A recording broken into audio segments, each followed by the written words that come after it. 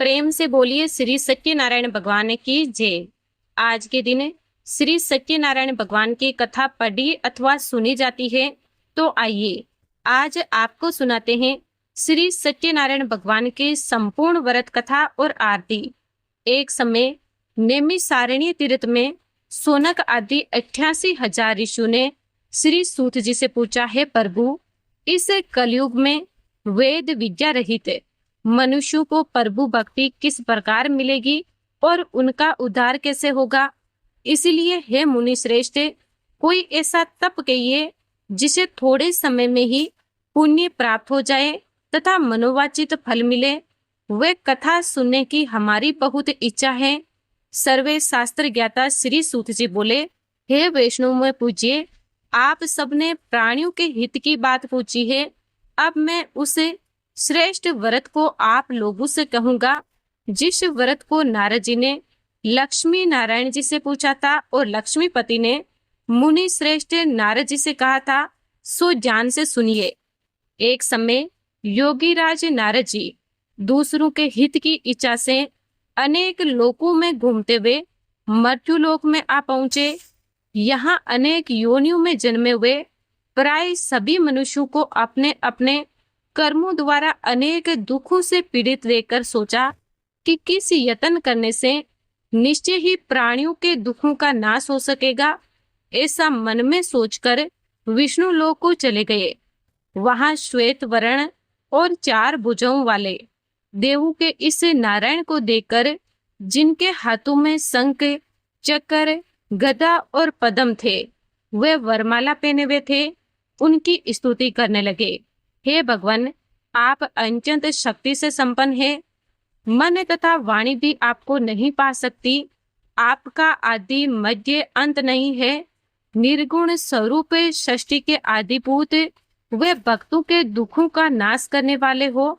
आपको मेरा नमस्कार है। नारद जी के इस प्रकार की स्तुति सुनकर विष्णु भगवान बोले, हे मुनि श्रेष्ठ, आपके मन में क्या है? आप किस काम के लिए आगमन हुआ है? निसंकोच होकर कहिए।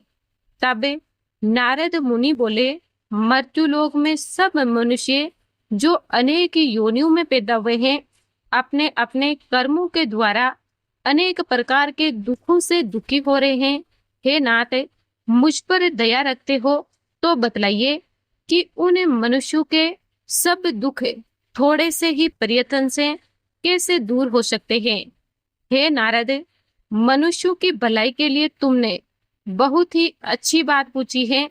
जिस काम के करने से मनुष्य मोह से छूट जाता है, वह मैं कहता हूँ, सुनो।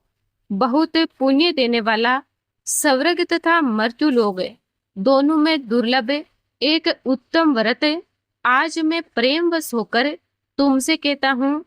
सत्यनारायण का ये व्रत अच्छी तरह विधि पूर्वक करने से मनुष्य आयु पर्यंत यहाँ सुख भोग कर मरने पर मोक्ष को प्राप्त होता है। श्री भगवान के वचन सुनकर नारद मुनि बोले कि उस व्रत का फल क्या है? क्या उस व्रत का विधान है? और किसने ये व्रत किया और किस दिन ये व्रत करना चाहिए? विस्तार से कहिए। भगवान श्री विष्णु बोले, दुख शोक आदि को दूर करने वाला, धन धान्य को बढ़ाने वाला, सौभाग्य तथा संतान को देने वाला, ये व्रत सब स्थानों पर विजय करने वाला है। भक्ति और श्रद्धा के साथ किसी भी दिन मनुष्य श्री सत्यनारायण की शाम के समय ब्राह्मणों और बंधुओं के साथ धर्म प्रयाण होकर पूजा करें। भक्ति भाव से नैवेद्य, केले का फल, घी, दूध और गेहूं का चूर्ण सवाया ले। गेहूं के अभाव में साठी का चूर्ण, शक्कर और गुड़ लें और सब भक्षण योग्य पदार्थ जमा कर भगवान के अर्पण कर दे तथा बंधुओं सहित ब्राह्मणों को भोजन कराएं। इसके पश्चात स्वयं भी भोजन करें। नृत्य, गीत आदि का आचरण करके भगवान सत्यनारायण का स्मरण करते हुए समय व्यतीत करें। इस तरह व्रत करने पर मनुष्यों की सभी इच्छा निश्चय ही पूरी होती है। विशेषकर कली काल में भूमि पर यही मोक्ष का सरल उपाय है। इसके प्रसंग में श्री सूत जी बोले, हे ऋषियों, जिसने पहले समय में इस व्रत को किया है उसका इतिहास कहता हूँ, ध्यान से सुनो। सुंदर काशीपुरी नगरी में एक अत्यंत निर्धन ब्राह्मण रहता था। वह भूख और प्यास से बेचैन हुआ नित्य पृथ्वी पर घूमता था। ब्राह्मणों से प्रेम करने वाले भगवान ने ब्राह्मण को दुखी देकर बूढ़े ब्राह्मण का रूप धर के उसके पास जाकर आदर के साथ पूछा, हे विप्र, नित्य दुखी हुआ पृथ्वी पर क्यों घूमते हो? हे श्रेष्ठ ब्राह्मण, ये सब मुझसे कहो, मैं सुनना चाहता हूँ। ब्राह्मण बोला, मैं निर्धन ब्राह्मण हूँ, भिक्षा के लिए पृथ्वी पर फिरता हूँ। हे भगवान, यदि आप इसका उपाय जानते हो तो कृपया करके कहो। वृद्ध ब्राह्मण बोला कि सत्यनारायण भगवान मनोवांछित फल देने वाले हैं, इसीलिए हे ब्राह्मण, तू उनका पूजन कर, जिसके करने से मनुष्य सब दुखों से मुक्त होता है। ब्राह्मणों को व्रत का सारा वृत्तांत बताकर बूढ़े ब्राह्मण का रूप धारण करने वाले सत्यनारायण भगवान अंतर्ध्य हो गए। जिस व्रत को वृद्ध ब्राह्मण ने बताया है, मैं उसको करूंगा, ये निश्चय करने पर उसे रात में नींद भी नहीं आई। वह सवेरे उठकर सत्यनारायण के व्रत का निश्चय करके भिक्षा के लिए चला गया। उस दिन उसको भिक्षा में बहुत सा धन मिला, जिसे बंधु बांधवों के साथ उसने सत्यनारायण जी का व्रत किया, जिसके करने से वे ब्राह्मण सब दुखों से छुटकर अनेक प्रकार की संपत्तियों से युक्त हो गया। उस समय से वह ब्राह्मण हर मास व्रत करने लगा। इस तरह सत्यनारायण भगवान के व्रत को जो करेगा वह सब पापों से छूटकर मोक्ष को प्राप्त होगा। आगे जो पृथ्वी पर सत्यनारायण का व्रत करेगा वह मनुष्य सब दुखों से छूट जाएगा। सूत जी ऋषियों से बोले कि इस तरह नारद जी ने नारायण का कहा हुआ ये व्रत मैंने तुमसे कहा है, हे विप्रु, अब और क्या कहूँ? तब ऋषि बोले, हे मुनीश्वर, संसार में इस ब्राह्मण से सुनकर किस किस ने इस व्रत को किया वे हम सभी सुनना चाहते हैं। इसके लिए हमारे मन में बहुत श्रद्धा है। श्री सूत जी बोले, हे मुनियों, जिसने इस व्रत को किया है वह सब सुनो। एक समय एक ब्राह्मण धन और ऐश्वर्य के अनुसार बंधु बांधवों के साथ व्रत करने को तैयार हुआ। उसी समय एक लकड़ी बेचने वाला बूढ़ा आदमी आया और बाहर लकड़ियों को रखकर ब्राह्मण के मकान में गया। प्यास से दुखी लकड़ारा उनको व्रत करते देखकर ब्राह्मण को नमस्कार करके कहने लगा कि आप ये क्या कर रहे हैं और इसके करने से क्या फल मिलता है, कृपा करके मुझसे कहिए। ब्राह्मण ने कहा, सब मनोकामनाओं को पूर्ण करने वाला ये सत्यनारायण भगवान का व्रत है। इसकी ही कृपा से मेरे यहाँ धन धान्य आदि की वृद्धि हुई है। ब्राह्मण इस व्रत के बारे में जानकर लकड़ारा बहुत ही प्रसन्न हुआ। चरण अमृत लेकर और प्रसाद खाने के बाद अपने घर को गया। लकड़ारे ने अपने मन में इस प्रकार का संकल्प किया कि आज गांव में लकड़ी बेचने से जो धन मिलेगा उसी से सत्यनारायण देव का उत्तम व्रत करूंगा। ये मन में विचार करके वे बूढ़ा आदमी लकड़ियां अपने सिर पर रखकर जिस नगर में धनवान लोग रहते थे वे ऐसे सुंदर नगर में गया। उस दिन वहां पर उसे उन लकड़ियों का दाम पहले दिनों से अधिक चौगुना मिला। तब वे बूढ़ा लकड़ारा दाम लेकर और अति प्रसन्न होकर पक्के केले की फली, शक्कर, घी, दूध, दही और गेहूं का चूर्ण इत्यादि सत्यनारायण भगवान व्रत की कुल सामग्रियों को लेकर अपने घर गया। फिर उसने अपने भाइयों को बुलाकर विधि के साथ भगवान जी का पूजन और व्रत किया। उस व्रत के प्रभाव से वे बूढ़ा लकड़ारा धन, पुत्र आदि से युक्त हुआ और संसार के समस्त सुख भोगकर वैकुंठ को चला गया। श्री सूत जी बोलते हैं कि हे मुनि श्रेष्ठ, अब आगे की कथा कहता हूँ, सुनो। पहले समय में उल्कामुख नाम का एक बुद्धिमान राजा था। वह सत्यवक्ता और जितेंद्रिय था।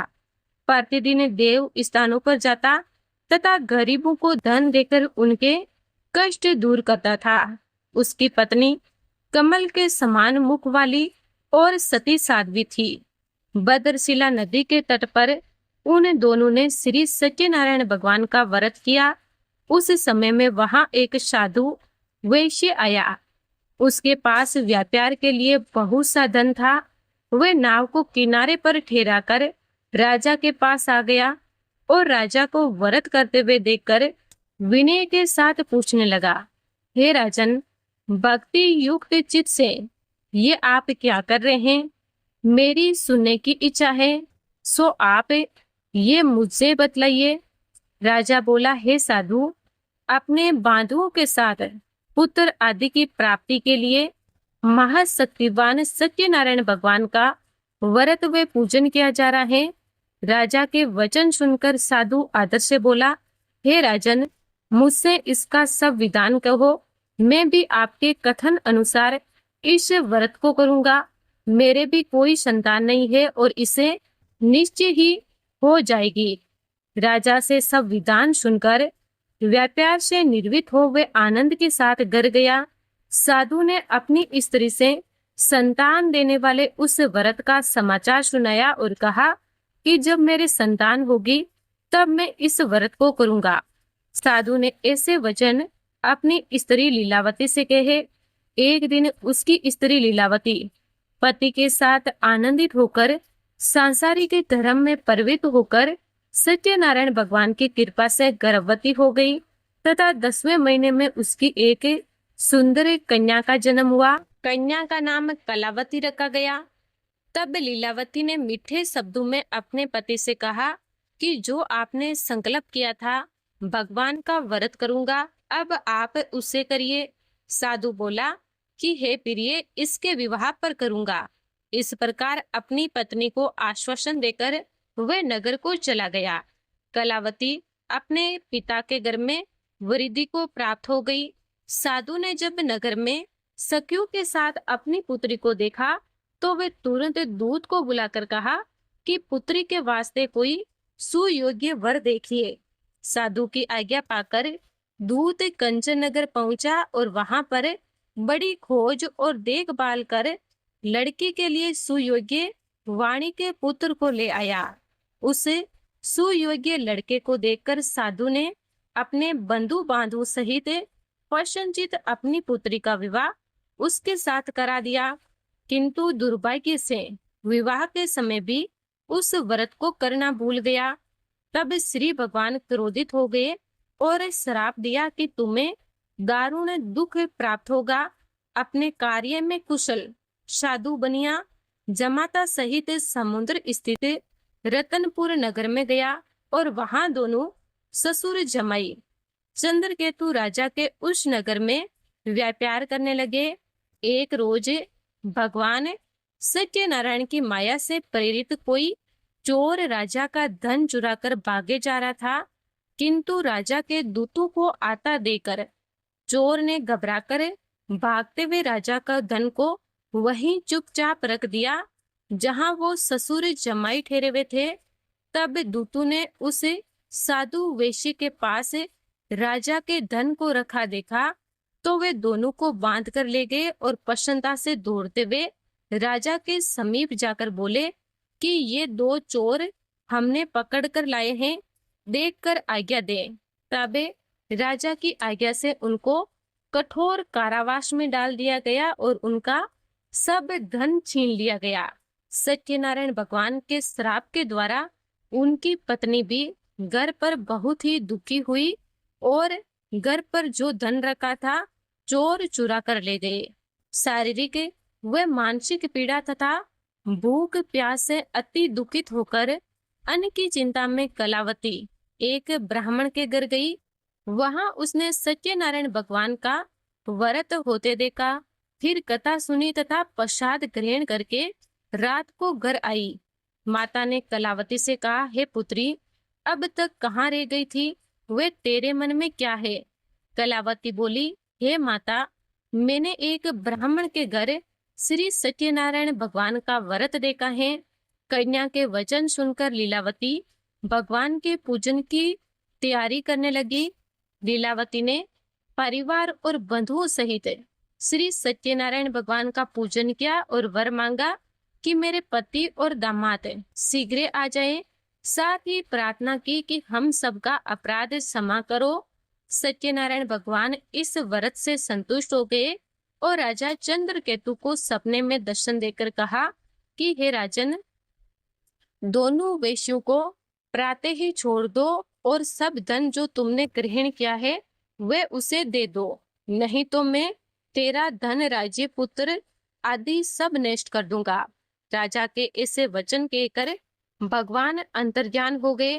प्रातः काले राजा चंद्रकेतु ने सभा में अपना सपना सुनाया। फिर दोनों वाणी के पुत्रों को कैद से मुक्त कर सभा में बुलाया। दोनों ने आते ही राजा को नमस्कार किया। राजा मीठे वचनों से बोले कि हे माँ अनुभव, भावी वर्ष से ऐसा कठिन दुख प्राप्त हुआ है, अब तुम्हें कोई भय नहीं है। ऐसा कहकर राजा ने उनको नए नए वस्त्र आभूषण पहनाए तथा उनका जितना धन लिया था उससे दोगुना धन देकर आदर सहित विदा कर दिया। दोनों वेश्ये अपने घर को चले गए। सूत जी बोले, वेश्यों ने मंगलाचार करके यात्रा आरंभ की और अपने नगर को चला। उनके थोड़ी दूर निकलने पर दंडी वेशधारी सत्यनारायण भगवान ने उनसे पूछा कि हे साधु, तेरी नाव में क्या है? अभिमानी वाणिक हंसता हुआ बोला कि हे दंडी, आप क्यों पूछते हो? क्या धन लेने की इच्छा है? मेरे नाव में तो बेल और पत्ते भरे हैं। वेश्य का कठोर वचन सुनकर भगवान ने कहा कि तुम्हारा वचन सत्य हो। दंडी ऐसा कहकर वहां से दूर चले गए और कुछ दूर जाकर समुद्र के किनारे बैठ गए।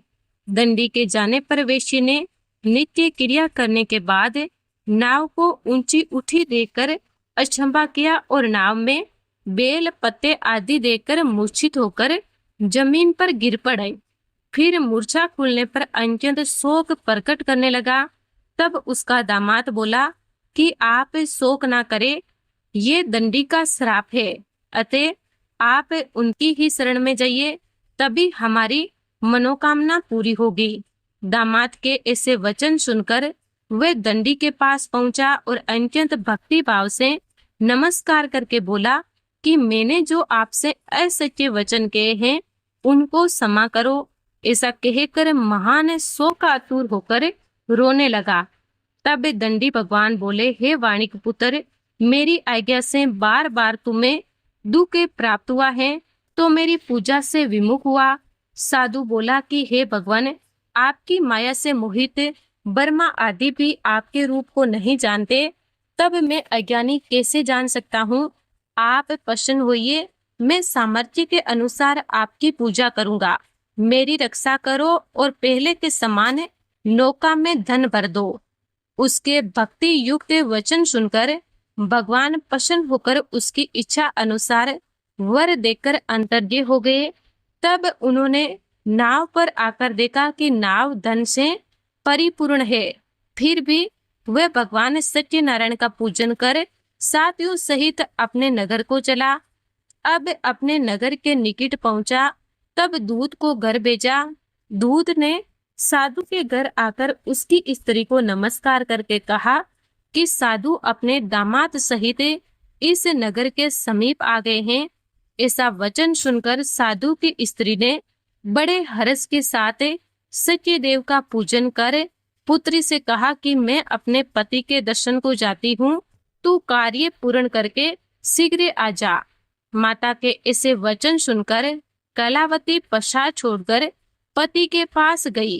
प्रसाद की अवज्ञा के कारण सत्यदेव ने रुष्ट होकर उसके पति को नाव सहित पानी में डुबो दिया। कलावती अपने पति को न देकर रोती हुई जमीन पर गिर गई। इस तरह नौका को डूबा हुआ तथा कन्या को रोता देखकर साधु दुखी होकर बोला कि हे प्रभु, मुझसे या मेरे परिवार से जो भूल हुई हो उसे क्षमा करो। उसके दीन वचन सुनकर सत्यदेव प्रसन्न हो गए और आकाशवाणी हुई कि हे साधु, तेरी कन्या मेरे प्रसाद को छोड़कर आई है, इसीलिए इसका पति अदृश्य हुआ है। यदि वे घर जाकर प्रसाद खाकर लौटे तो इसे पति अवश्य मिलेगा। ऐसी आकाशवाणी सुनकर कलावती ने घर पहुंचकर प्रसाद खाया, फिर आकर पति के दर्शन किए। तत्पश्चात साधु ने बंधु बांधु सहित सत्यदेव का विधि पूर्वक पूजन किया। उस दिन से वे पूर्णिमा को सत्यनारायण का पूजन करने लगा और फिर इस लोक का सुख भोग कर अंत में स्वर्ग लोक गया। श्री सूत जी बोले, हे ऋषियों, मैं और भी कथा कहता हूँ, सुनो। प्रजा पालन में लीन तुंग ध्वज नाम का एक राजा था। उसने भी भगवान के प्रसाद का त्याग कर बहुत दुख पाया। एक समय वन में जाकर वन्य पशुओं को मारकर बड़े ही नीच कार्य करने आया था। वहां उसने ग्वालों को भक्ति भाव से बंधुओं सहित सत्यनारायण जी का पूजन करते देखा। राजा देखकर भी अभिमानवश वहां नहीं गया और ना ही पूजन किया और ना ही नमस्कार किया। जब ग्वालों ने भगवान का प्रसाद उसके सामने रखा तो वे प्रसाद को त्याग कर अपनी सुंदर नगरी को चला गया। वहां उसने अपना सब कुछ नष्ट पाया तो वे जान गया कि ये सब भगवान ने किया है। तब वे विश्वास करके ग्वालों के समीप गया और विधि पूर्वक पूजन करके प्रसाद खाया तो सत्य भगवान की कृपा से पहले जैसा हो गया। जैसे पहला था सब कुछ पहले जैसा हो गया। फिर दीर्घकाल तक सुख भोग कर मरने पर स्वर्ग लोक को गया। जो मनुष्य इस परम दुर्लभ व्रत को करेगा, भगवान सत्यनारायण की कृपा से उसे धन धान्य की प्राप्ति होगी। निर्धन धनी और बंदी बंधन से मुक्त होकर निर्भय हो जाता है। संतानहीनों को संतान प्राप्त होती है तथा सब मनोरथ पूर्ण होकर अंत में वैकुंठ धाम को जाता है। ये सत्य है। श्री सूत जी कहने लगे कि ब्राह्मणों, आपको मैंने सत्यनारायण व्रत की ये पावन कथा सुनाई है। इस व्रत का पालन करके मनुष्य सभी दुखों से मुक्त हो जाता है। विशेषतः कलयुग में श्री सत्यनारायण की पूजा महान फल देने वाली है। इन देवताओं को कोई सत्यनारायण कहता है, कोई सत्यदेव कहते हैं। अनेक रूपों में श्री सत्यनारायण भगवान सभी के मनोरथ को पूर्ण करते हैं। ये सनातन देव सत्यदेव कलयुग में सत्य व्रत के रूप में अवतरित होंगे। हे श्रेष्ठ मुनियों, जो मनुष्य नित्य इसका पठन व श्रवण करता है, श्री सत्यनारायण भगवान की कृपा से उसके सभी पाप नष्ट हो जाते हैं। प्रेम से बोलो, श्री सत्यनारायण भगवान की जय। श्री सत्यनारायण व्रत कथा समाप्त होती है। आप सभी पर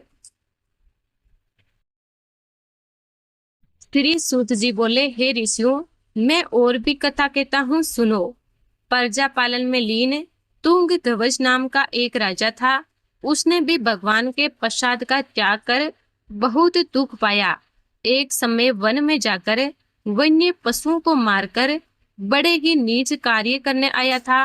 वहां उसने ग्वालों को भक्ति भाव से बंधुओं सहित सत्यनारायण जी का पूजन करते देखा। राजा देखकर भी अभिमानवश वहां नहीं गया और ना ही पूजन किया और ना ही नमस्कार किया। जब ग्वालों ने भगवान का प्रसाद उसके सामने रखा तो वे प्रसाद को त्याग कर अपनी सुंदर नगरी को चला गया। वहां उसने अपना सब कुछ नष्ट पाया तो वे जान गया कि ये सब भगवान ने किया है। तब वे विश्वास करके ग्वालों के समीप गया और विधि पूर्वक पूजन करके प्रसाद खाया तो सत्य भगवान की कृपा से पहले जैसा हो गया। जैसे पहला था सब कुछ पहले जैसा हो गया। फिर दीर्घकाल तक सुख भोग कर मरने पर स्वर्ग लोक को गया। जो मनुष्य इस परम दुर्लभ व्रत को करेगा, भगवान सत्यनारायण की कृपा से उसे धन धान्य की प्राप्ति होगी। निर्धन धनी और बंदी बंधन से मुक्त होकर निर्भय हो जाता है। संतानहीनों को संतान प्राप्त होती है तथा सब मनोरथ पूर्ण होकर अंत में वैकुंठ धाम को जाता है। ये सत्य है। श्री सूत जी कहने लगे कि ब्राह्मणों, आपको मैंने सत्यनारायण व्रत की ये पावन कथा सुनाई है। इस व्रत का पालन करके मनुष्य सभी दुखों से मुक्त हो जाता है। विशेषतः कलयुग में श्री सत्यनारायण की पूजा महान फल देने वाली है। इन देवताओं को कोई सत्यनारायण कहता है, कोई सत्यदेव कहते हैं। अनेक रूपों में श्री सत्यनारायण भगवान सभी के मनोरथ को पूर्ण करते हैं। ये सनातन देव सत्य देव कलयुग में सत्य व्रत के रूप में अवतरित होंगे। हे श्रेष्ठ मुनियों, जो मनुष्य नित्य इसका पठन व श्रवण करता है, श्री सत्यनारायण भगवान की कृपा से उसके सभी पाप नष्ट हो जाते हैं। प्रेम से बोलो श्री सत्यनारायण भगवान की जय। श्री सत्यनारायण व्रत कथा समाप्त होती है।